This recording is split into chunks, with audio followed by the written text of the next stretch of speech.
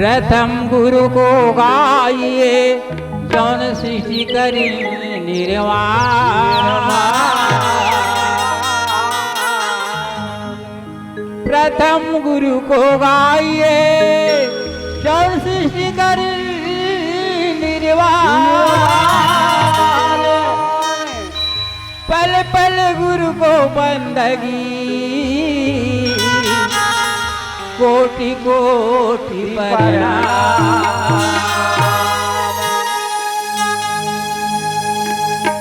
गुरु मिलन को जाइए तज माया अभिमान।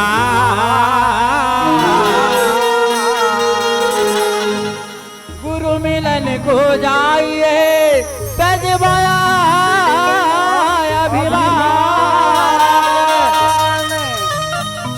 जो जो पग आगे बढ़े गुरु कोटि नया क्या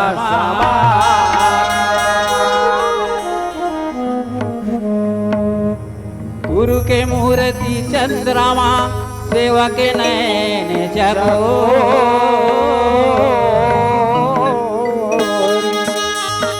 अठ पहर निरखत रहूगा गुरु चरणन के बोल गुरु घासीदास बाबा की जय। बीची भंवर में मोरे और नैया डूबत है बाबा।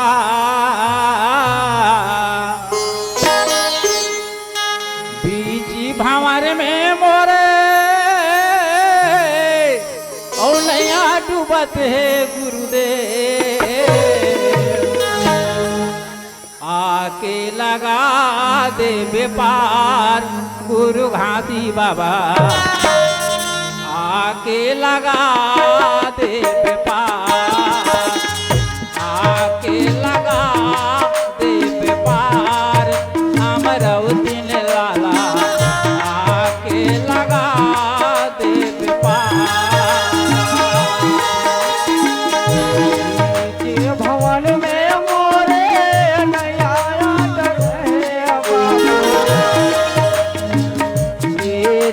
भुवन में मोरे नया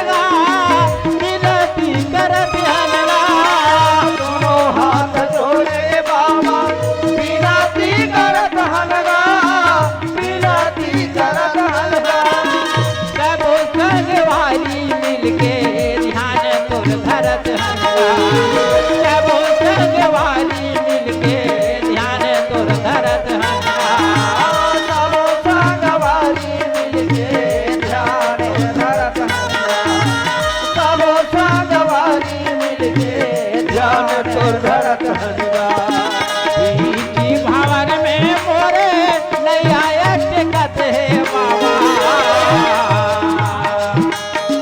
बीची भवन में मोरे नैया टिकत है गुरुदेव आके लगा देव पार गुरु घासी बाबा आके लगा देव पार आके लगा देव पार नाम रौतीन लाला आके लगा देव पार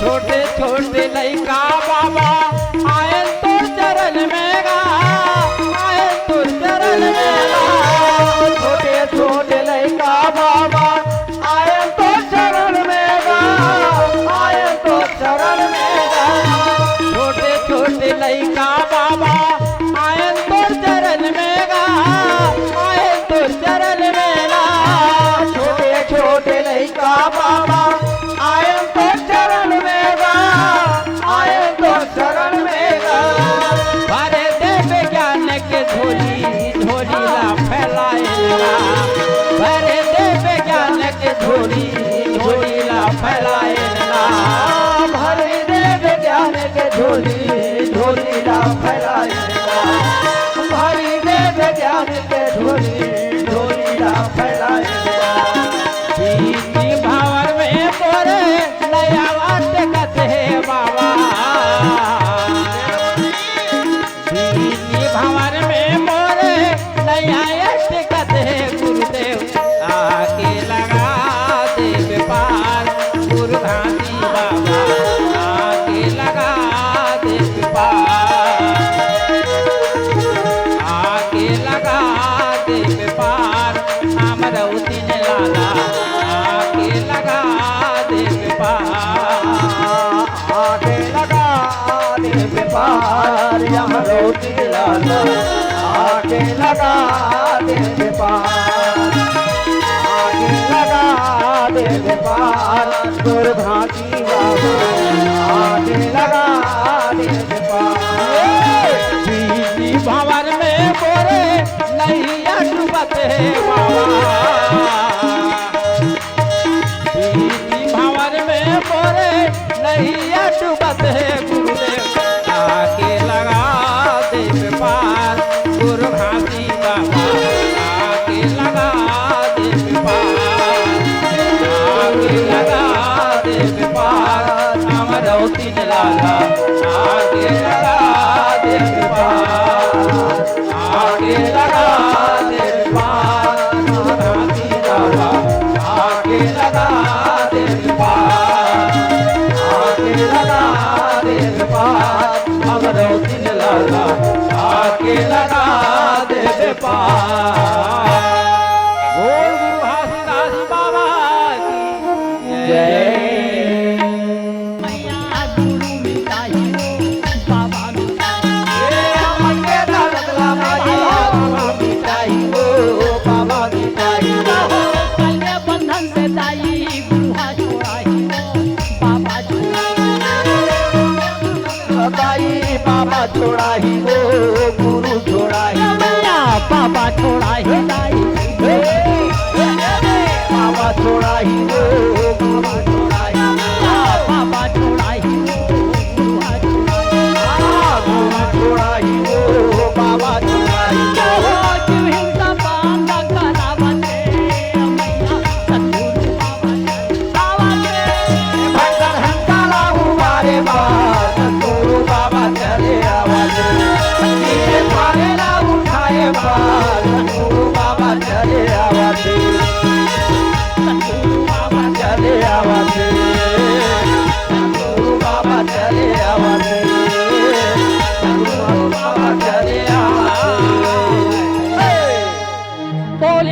घासीदास बाबा की जय सतनाम बाबा बाबा की जय।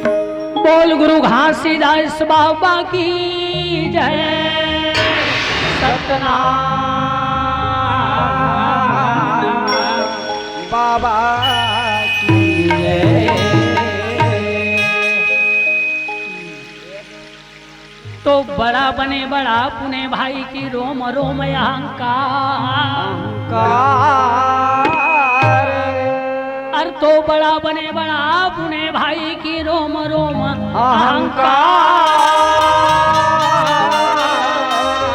अहंकार अरे सत्य नाम परिचय बिना अरे चारों न वरण भैया झुमका मास्टर ज्ञानी पुरुष पिता रहे तो ने या सतनाम पिता परमात्मा से भाई हंसा उबारे के बीड़ा अपन हाथ में ले ली और हाथ में लेकर के अच्छा। एक हाथ में तमुरा धरे है और दूसरा हाथ में करताल धरे है। धरे है और वो सतनाम के कीर्तन भजन गावत कैसे आवत कैसे आवत है? गावत हवे बाबा के भजन ला अच्छा गावत हवे गुरु के भजन ला तमुरा बजावे दया नाम के गावत हवे गुरु के भजन ला तमुरा बजावे दया नाम के। गावत हवे बाबा के भजन ला तमुरा बजावे दया नाम के गावत हवे गुरु के भजन ला तमुरा बजावे दया नाम के। तमुरा बजावे दया नाम के तमुरा बजावे सतनाम के तमुरा बजावे दया नाम के तमुरा बजावे सतनाम के। तमुरा बजावे दया नाम के तमुरा बजावे सतनाम के तमुरा बजावे दया नाम के तमुरा बजावे सतनाम के। भैया गावा थावे गुरु के भजन ला तामुरा बजावे दया नाम के गावत हवे बाबा के भजन ला तमुरा बजावे दया नाम के। गावा थावे बाबा के भजन ला तामुरा बजावे दया नाम के गावत हवे गुरु के भजन ला तमुरा बजावे सतनाम के।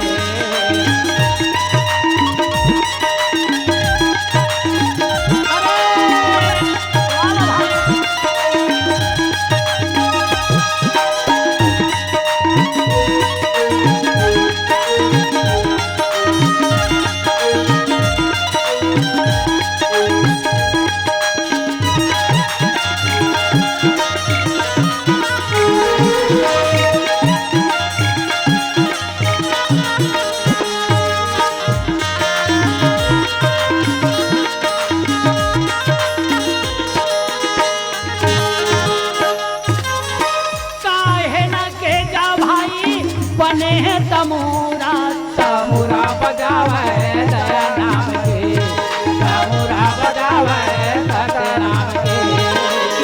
काहे न के जा भाई बने हैं तमोरा तमुरा बजावे दया नाम के तमुरा बजावे सतनाम के।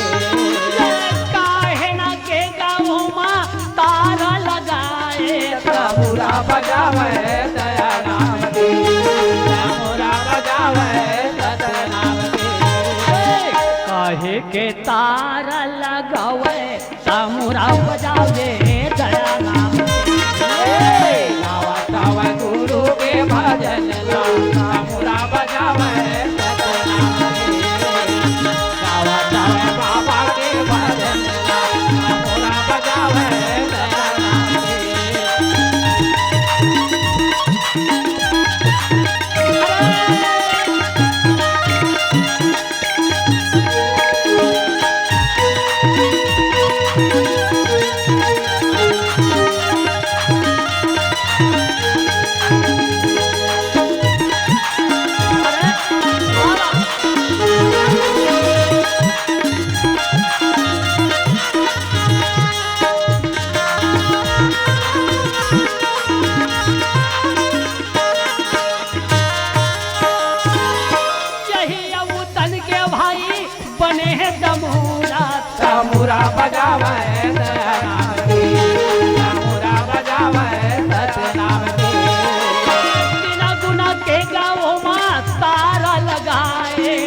तामुरा बजावे दया नाम के, तामुरा बजावे सत्य नाम के।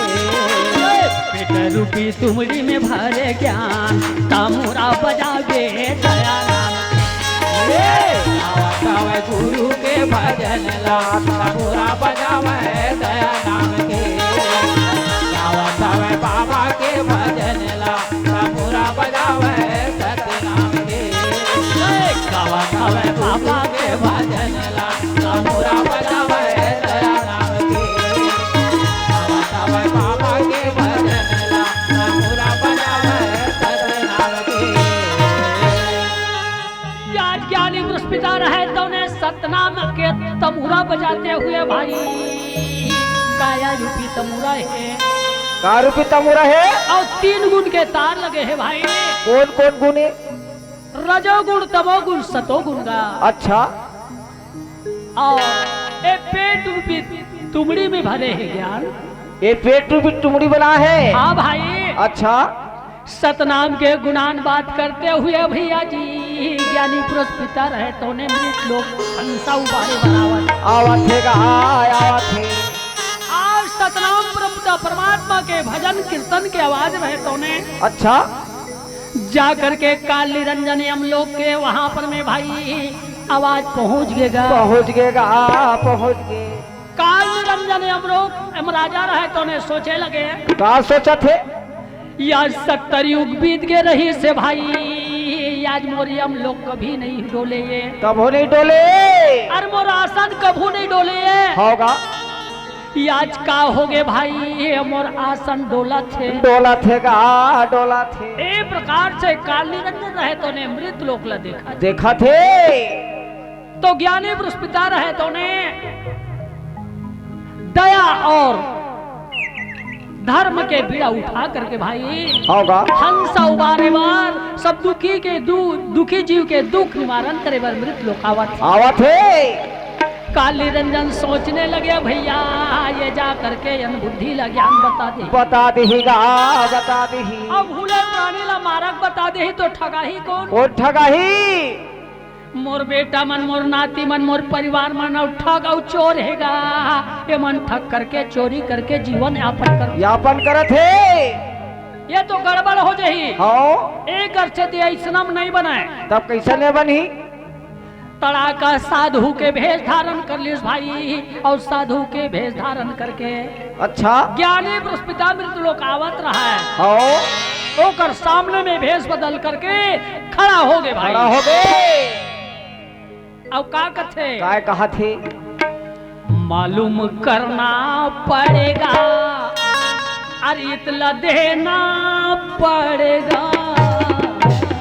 अच्छा, एक दिन आएगा खबर, अरे मालूम करना पड़ेगा। एक दिन आएगा खबर, अरे मालूम करना पड़ेगा।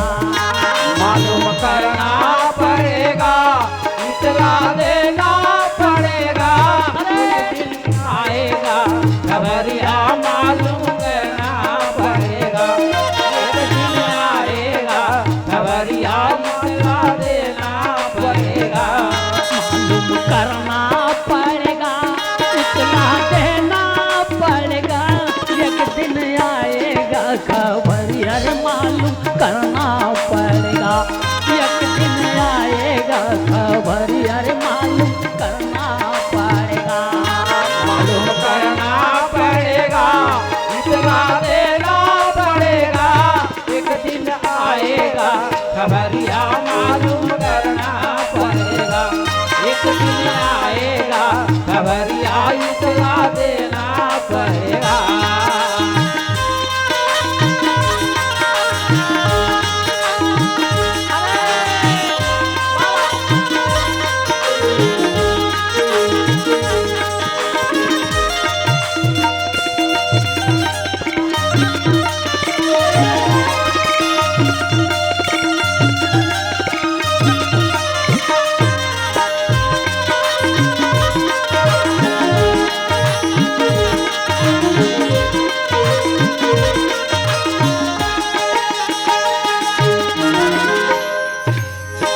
कहाँ से तू आए रे भाई, कहाँ चली जाओगे?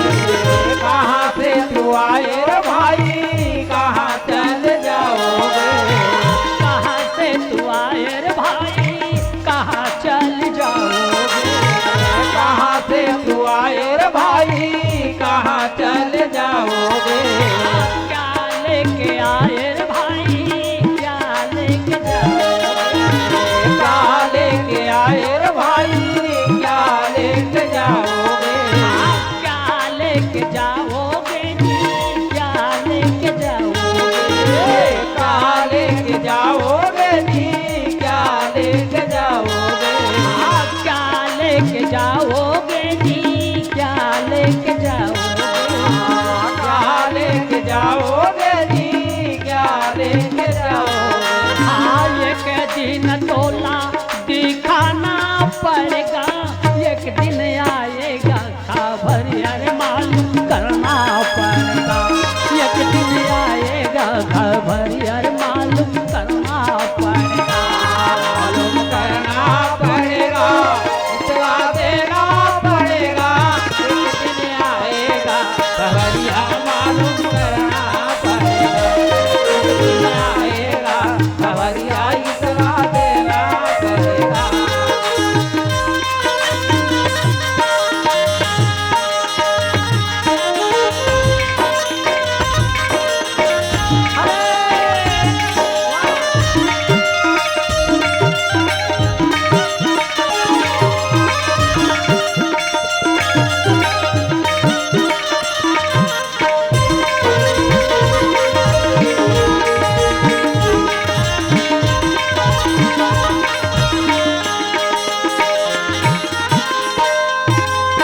जमराजा के भैया आई बुलावा, जमराजा के भैया आई बुलावा।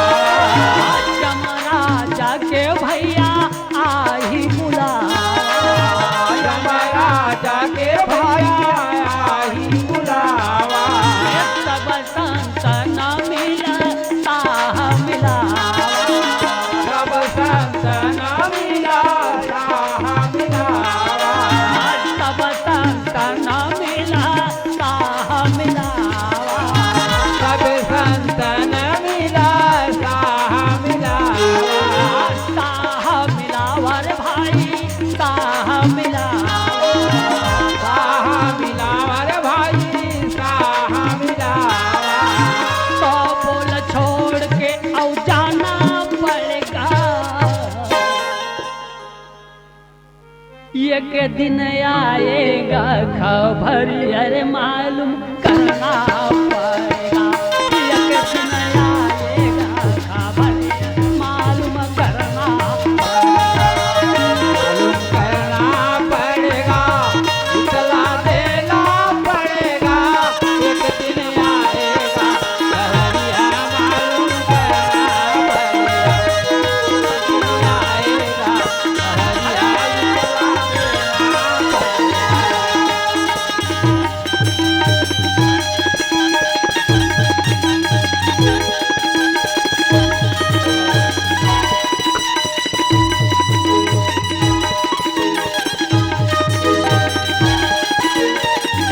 वाह वाह वाह वाह भैया।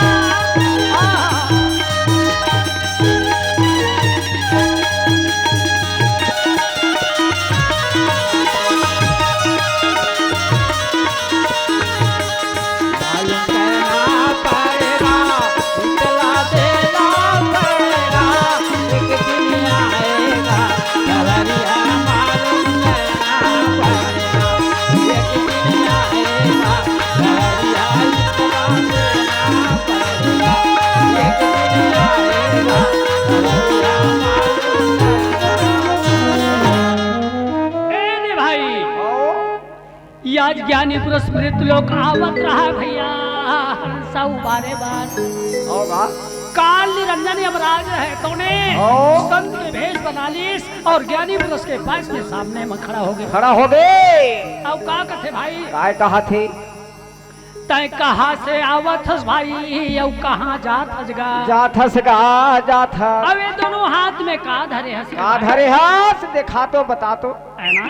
होगा तोला मैं बार बार बरजत हूँ भाई मृत लोग झंझा झंझा मत जागा मत जा काबर काबर तोरे जैसे 4 जनऊ हंसा उबारे जाथन कहीं गए गे हे या जो बेचारा मन वापस वहां से नहीं आए भाई तय अपन प्राण गवाए बरका बचा मत जा ऐसे ओ ज्ञानी पुष्पिता कथे भाई काय कहा थे मोला पूछत हस का ओ तो मोर नाम है ज्ञानी पुरुष भाई अच्छा सत्य और नाम के बीड़ा लेकर के मृत लोक में जात हूँ भाई काली रंजन के जाल में फंसे जीव मन दुख पावत दुख पावत है मोर संत मन मोर भक्त मन काल के जाल में पड़ करके दुख पावत है होगा आज नाम के अमृत लेगत हम भैया वो नाम के अमृत ला हम सब उबार के ले आऊं ले आओ उखर दुख और दर्द ला दूर करूं भाई मैं मृत लोग जात हम काल निरंजन का कथे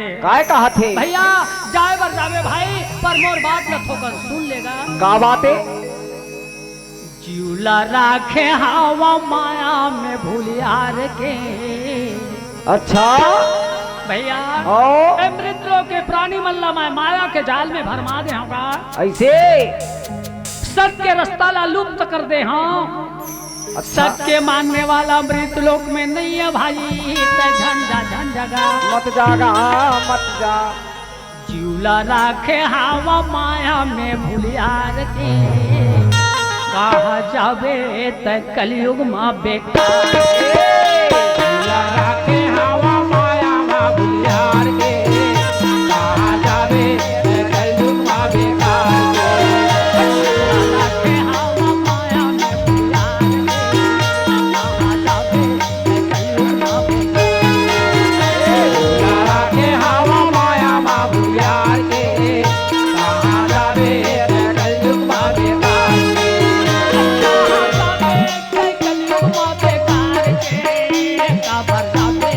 कलयुग माँ बेकार कहा जावे त कलयुग माँ बेकार के कहा जावे त कलयुग माँ बेकार कहा जावे त कलयुग माँ बेकार के कहा जावे त कलयुग माँ बेकार कहा जावे त कलयुग माँ बेकार के कहा जावे त कलयुग माँ बेकार लाला के हवा माया माँ बुलावे कहा जावे त कलयुग माँ बेकार के हवा माया माँ भूलियार के कहा जावे त कलयुग माँ बेकार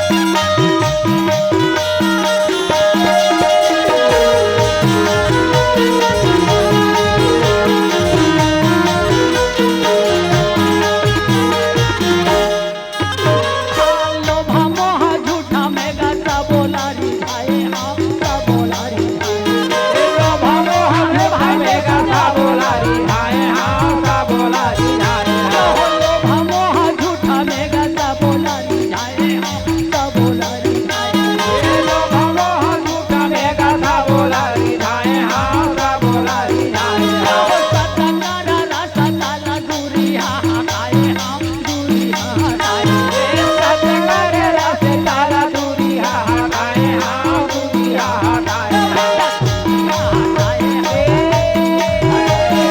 दूरी हा हाय हाँ दूरी हा हाय हाँ दूरी हा हाय हाँ दूरी हा हाय भराम क्या फंदा लाला दार के कहाँ जावे त कलयुग माँ बेकार के के हवा माया माँ भूलियार के कहा जावे त कलयुग माँ बेकार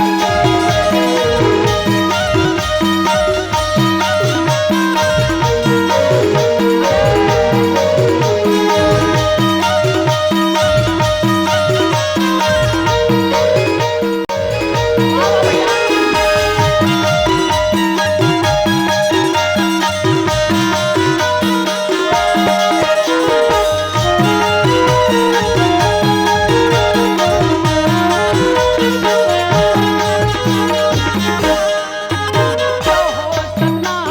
बगजोड़ा खंभा गड़ा हुआ खंभा गड़ा हुआ जोड़ा खंभा गड़ा हुआ खंभा गड़ा हुआ बगजोड़ा खंभा गड़ा हुआ खंभा गड़ा जोड़ा खंभा गड़ा हुआ खंभा गड़ा हुआ सादा के झंडा भाई मैं पहाड़ा हूँगा मैं सोना के झंडा भाई मैं पहाड़ा हूँगा मैं पहाड़ा हूँगा मैं पहाड़ा हूँ मैं पहाड़ा हूँ भाई मैं पहाड़ा हूँ पहाड़ा हूँ भाई मैं पहाड़ा हूँ भाई मैं पहाड़ा हूँ हंसा लगा बाबू पार के कहाँ जाबे ते कलयुग बाबे तारा के हवा माया बाबू यार के कहाँ जाबे रे कलयुग बेकार दादा के हवा माया बाबू यार के कहाँ जाबे रे कलयुग बेकार तारा के हवा माया बाबू यार के कहाँ जाबे रे कलयुग बेकार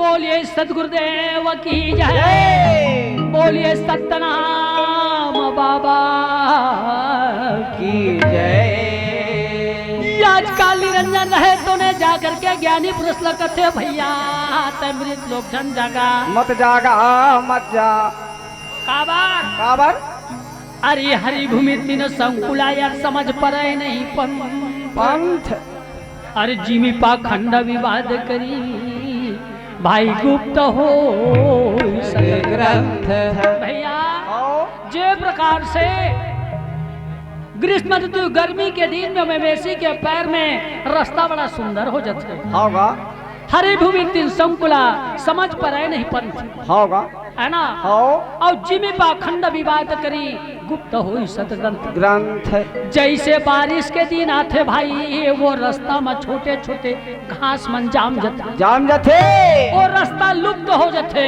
हो वही प्रकार काल निरंजन का करे भाई का करत है तो काल निरंजन और सब पर छाई और सतनाम कर चिन्ह भैया काल निरंजन सब पर छाई और सतनाम के चिन्ह मिटाई मिटाए कथे भैया बोला बार बार बन रहा था भाई मृत लोग जन जागा मत जा ज्ञानी पुरुष कथे भैया मैं मृत लोग तुम और संत के कारण में मैं जाके नहीं हूँ भाई तोर बात ला नहीं मानोगा नहीं मानोगा नहीं मानो काल निरंजन यमराज का करे भाई का करत है जाए बर जावे भैया ज्ञानी पुरुष लेकिन एक बात है कथे का बात है जब ही मैं तोला संत के रूप में भाई तोला बारंबार समझाए हूँ समझावा था समझावा था यदि तोला जाना है तो अब मोर असली रूप ला देख ले और तोर हिम्मत हो जाए तो चल दे चल देवी का करे भाई का करत है काल निरंजन रहे तो ने अपन रूप ला बड़ा भारी विकराल बना ले ता करके डर जही और डर के वापस हो जाही वापस हो जही लेकिन ज्ञानी पुरुष का करे भाई का करत है बाबा धारे हावै सादा करा झंडाला अच्छा गुरु धारे हावै सादा करा झंडाला ओहा नहीं तो डरावै काल के फंडाला बाबा धारे हवा सादा कर झंडाला ओहा नहीं तो डरावे काल के फंडाला बाबा धारे हावै सादा करा झंडाला नहीं तो डरावै काल के बाबा धारे हवा सादा कर झंडाला ओहा नहीं तो डरावे काल के फंडाला बाबा नहीं तो डरावै काल के फंडाला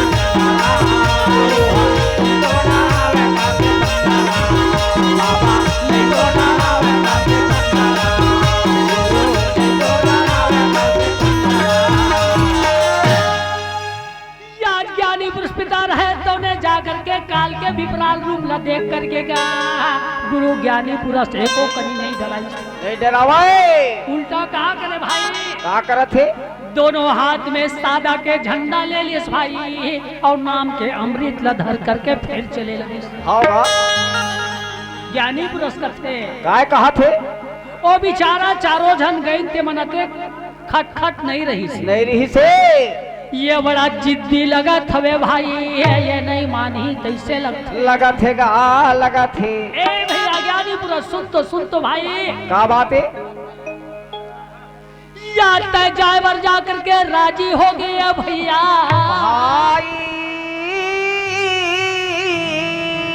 आज बोलो कोनो बात पर इतराज नहीं है भैया लेकिन एक ठन परीक्षा यो बाचे परीक्षा बाचे है हाँ भाई एक तो परीक्षा बाचे है वो परीक्षा में सार तय उतर जबेगा तो फिर चल देवे मोला कोई दुख नहीं का परीक्षा बाचे है लेत बता भैया हाँ तो एक नाम करा और कौन है आसा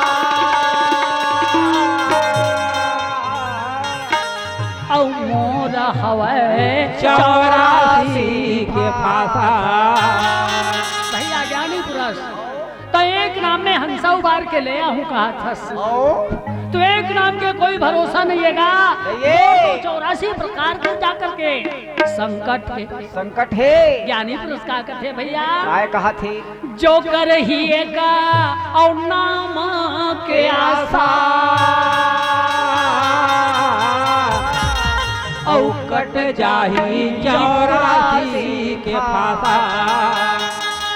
भैया सुनता सा क्या बात है जो कर ही एक नाम के आशा और कट जही 84 के फासा आशा मोर एक ठन नाम सतनाम है भाई सतनाम में जो जीव विश्वास करही वो जीव के सकल कलेश दूर हो जाही भाई और नहीं विश्वास करत अजमा देख ले का करे भाई का करत थे काल निरंजन रहे तो ने जाकर के भैया 84 प्रकार के संकट ला आवाहन कर ली और 84 प्रकार के संकट ला आवाहन करके का करे भाई का करत थे ज्ञानी पुरुष पिता के ऊपर में भाई जाकर के 84 प्रकार के संकट ला छोड़ दी कथे भाई बार बार बजे मत जा करके गा नहीं माने साधारण प्राणी के ऊपर मैं एक ठन दुख ला छोड़ता भाई हाय नहीं कह सका हम लोग पहुंच जाएगा और मोर पास तो 84 प्रकार के संकट है नहीं माने तो मैं का करी काल निरंजन रहे तो ने 84 प्रकार के संकट ला ज्ञानी पुरुष पिता के ऊपर में छोड़ दी अब अपन नैन ला बंद कर ली तो ज्ञानी पुरुष पिता रहे तो ने का करत है भाई का करत है सत्य नाम के सुमरण कर रहे भैया बाबा के सुमरण कर लागे भैया जी सतनाम बाबा के सुमरण करना लागे भैया जी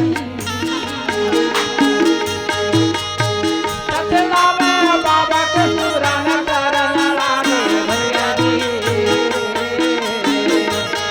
हाँ घोर संकट माँ बाबा आना कहे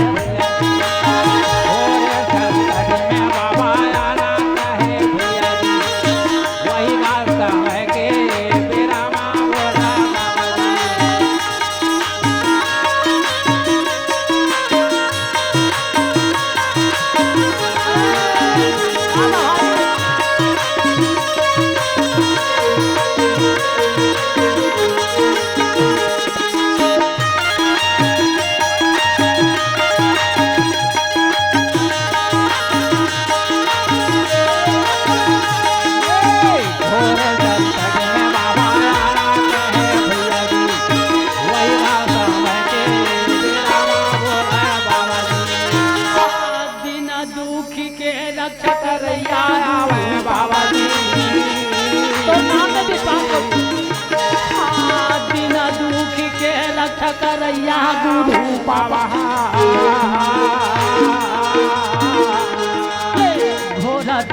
परमात्मा बाबा आना का है घोर संकट में बाबा आना कहे भुजरी भैया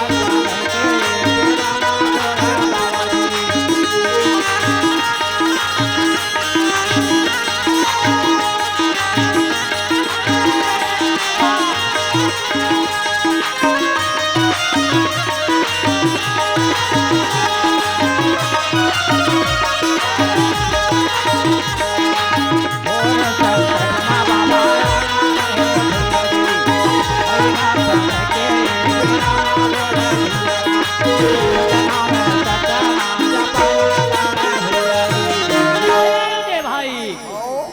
सतनाम परमपिता परमात्मा के वहाँ पर में भाई ज्ञानी पुरुष पिता रहे तो उन्हें सुमरन करे सुमरन करे हे सतनाम पिता रहे तो उन ज्ञानी पुरुष के काया में आके समागे कथे बेटा कैसे आज मैं मृत्यु लोक में सदा दिन भर नहीं भेजाता हूँ बेटा चला कुछ दिन भर भेजा था ए तोर काया उधारी है हो सुन थसगा का बात है ए छत्तीसगढ़ और हंसा मन उधारी में आए हैं होगा तो का करते काय कहा थे काया गड़ला हंसा हपारा थे गोहार चोला आएगा उधार करना सौदा सतनाम ये चोला आएगा उधार करना सौदा सतनाम काया गला हंसा पारा थे गुहार दुलाए उधार करना सौदा सतनाम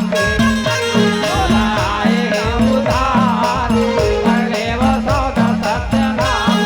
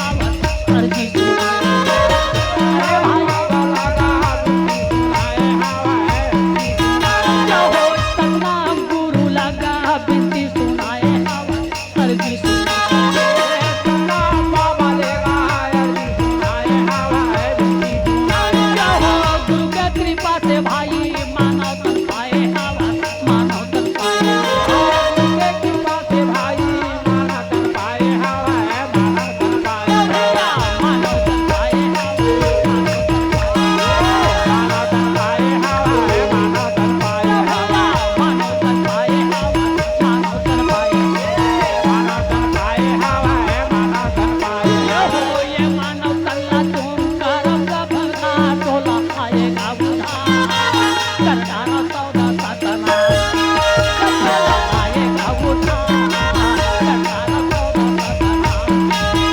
ये काया गहरा हंसा हमारा थे गुहार बुलाए उधार कनारा सौदा सत्यनाम के बुलाए उधार कले वो सौदा सत्यनाम के बुलाए उधार कनारा सौदा सत्यनाम के बुलाए उधार कनारा सौदा सत्यनाम।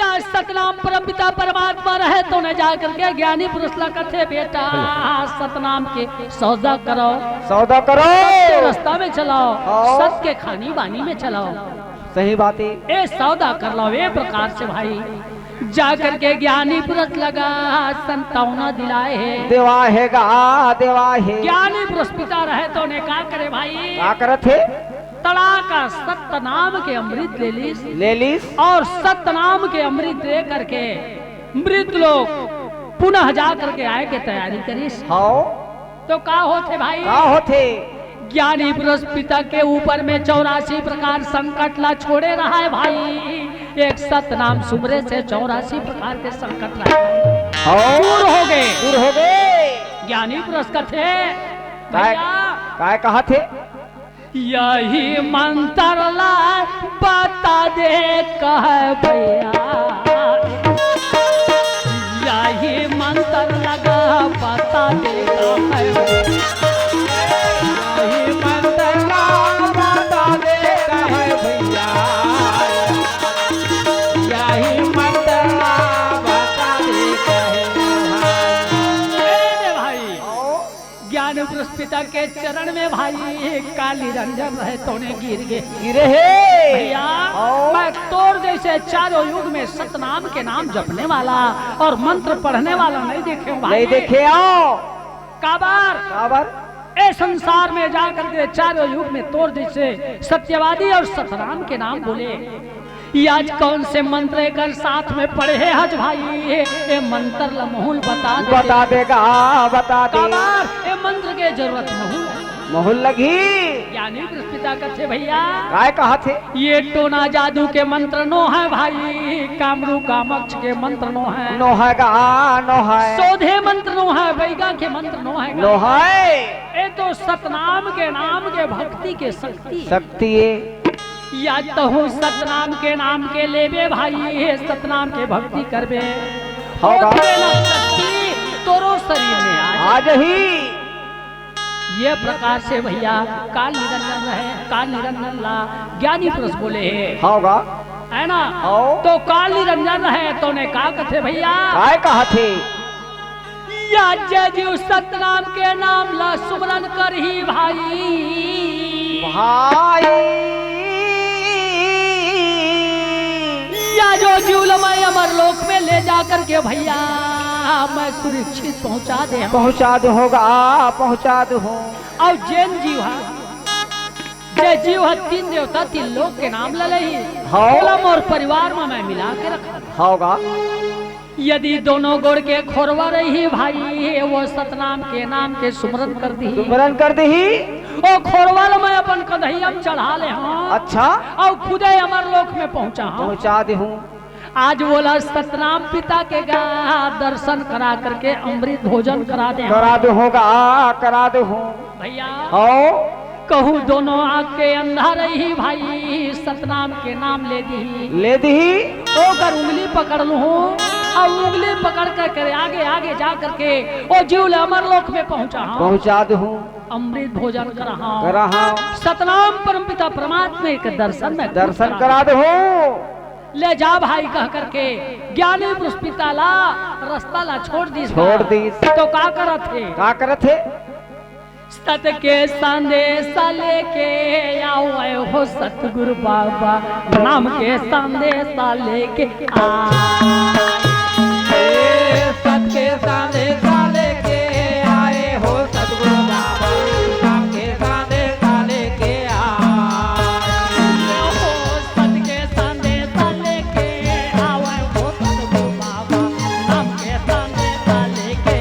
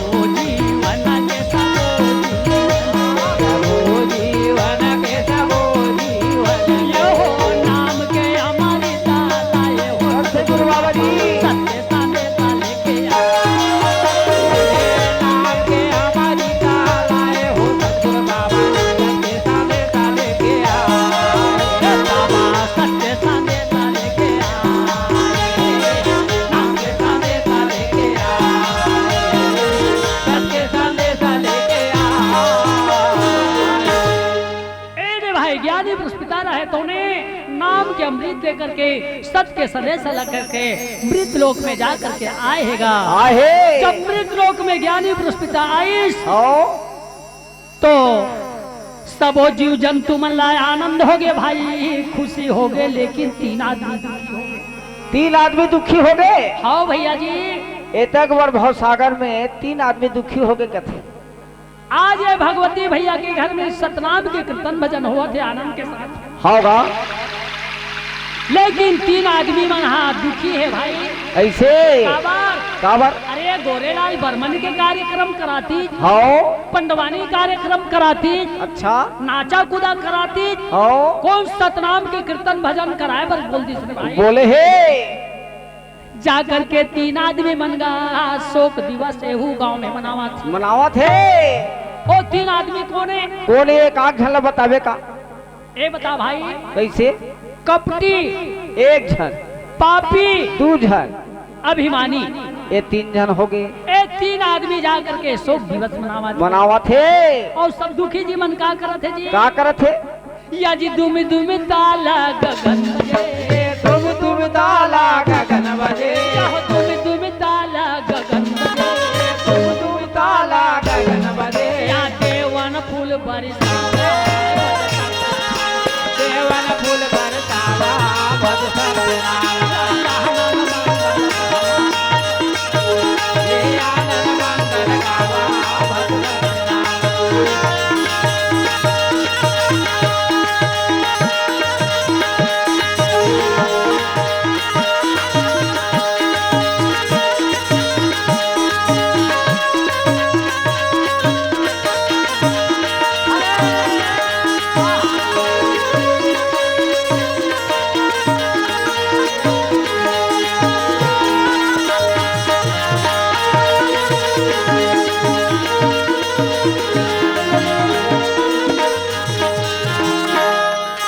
साधु संत आनंद भये, साधु संत आनंद भये, सब देवता आनंद भये, सब देवता आनंद भये, यह दुखी जीव आनंद भये, दुखी जीव आनंद भये, भाई गुरु के गुण लागा भाई बदले, भाई गुरु करे गुण गावा, भज आनंद मंगल गावा, भज देवन फूल बरसावा, भज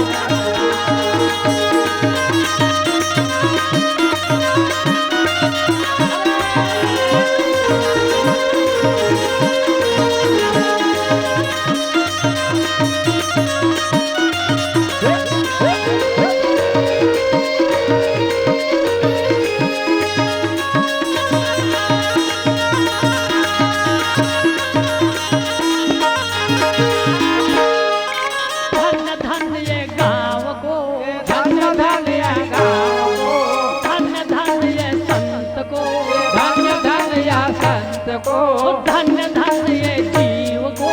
धन धन या जीव को।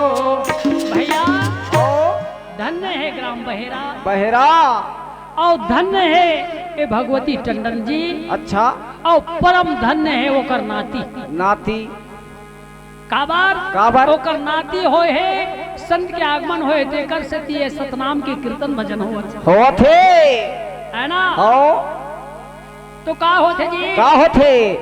आज के कीर्तन भजन ला ध्यान लगा करके जो प्राणी सुने हो ही भाई, वो जीव लग गुरु बाबा के दर्शन पावा में कोई देरी नहीं हो। कोई देरी नहीं है। तो का होते जी? का हो थे? भाई गुरु के दर्शन पावा, भाई गुरु के दर्शन पावा, भज सतनाम को, मंगल गावा, भज सतनाम को, देवहि मंगल गावा, भज सतनाम को, गुरु बरसावा, भज सतनाम को, गावा, भज सतनाम को, मंगल गावा, भज सतनाम को। बोल गुरु घासीदास बाबा की जय। जय। बोलिए